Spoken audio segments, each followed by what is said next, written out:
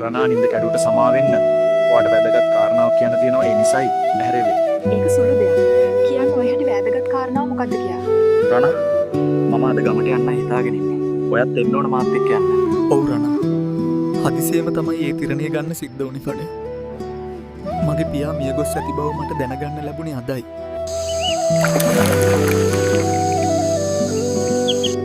කුමාරුනි අර හදිගෙන පෙනෙන්නේ රාජසේනාව සහ මිනිසුන්.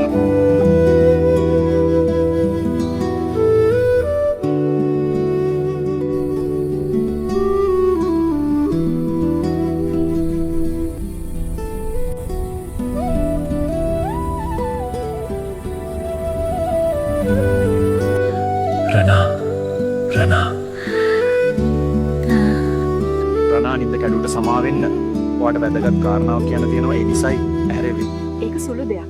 කියන්න ඔය හැටි වැදගත් කාරණාව මොකද්ද කියලා. රනා මම අද ගමට යන්න හිතාගෙන ඉන්නේ. ඔයත් එන්න ඕන මාත් එක්ක යන්න. ඔව් රනා.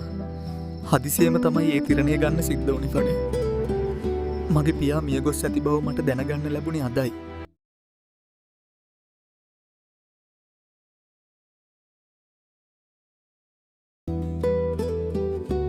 මොනවා?